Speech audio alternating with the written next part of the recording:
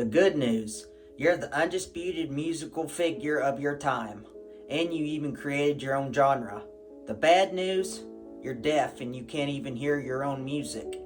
That is the tragic legacy and the tragic fate of Ludwig van Beethoven. Let's get with it. As a young man, he was said to have met Mozart, who was considered the greatest composer who ever lived at that time. And he proclaimed that this young man would be a big figure in music someday. But despite having potential, in the early days he was basically a good copycat of Mozart, Haydn-esque classical music. But everything changed when he noticed that he wasn't hearing as good as he used to. Slowly but surely, he became deaf. Before Beethoven, music was supposed to be beautiful, but it wasn't supposed to express deep emotions. Beethoven changed all that. He decided to put his misery into his music. He created the romantic genre. Now, classical music would be bigger, longer, more complex, and it would be a reflection of the soul of the composer. Keep in mind that the term romantic doesn't mean lovey-dovey here. It means something that's idolized.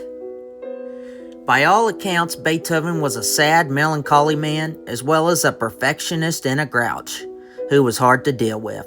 Though he did have a certain degree of warmth, his natural melancholy disposition, his deafness, and his inability to find love caused him to be bitter and prone to depression. He contemplated suicide on several occasions, and once said that if it wasn't for his music, he would have killed himself. Despite being deaf, Beethoven heard his music in his head and wrote it down, and he could also feel the vibrations of his music. Many say the first romantic composition was his Titanic Third Symphony, but to me it was his gruesomely underrated Second Symphony, which was the first time he found his true style. He was the greatest writer of symphonies who ever lived. To me, the first movement of his magnum opus, the Fifth Symphony, with its ominous four-note introduction, is simply the greatest classical piece ever written, and naturally his Fifth Symphony is my favorite of his works. But his most famous work is the epic Ninth Symphony, a masterpiece of pretentious beauty. The movement or songs of the piece were all close to or over 20 minutes long. The last movement was a choral movement, the first time ever that a symphony that was always instrumental before featured vocals. The poor choir had to sit through basically an hour of music before they finally got to sing in the final movement. The classic Ode to Joy was the result. The general consensus says that either Chopin or Liszt was the greatest pianist of all time, but in my opinion, neither were the champ. To me, Beethoven was. His piano sonatas are the best ever written in my mind, especially the classic Moonlight Sonata, a sad, melancholy piece that was written by Beethoven's broken heart. Beethoven was a lifelong bachelor, but he became madly in love with one of his students. When she left him, he was so heartbroken, he wrote the sad Moonlight Sonata, his most famous piano piece ever.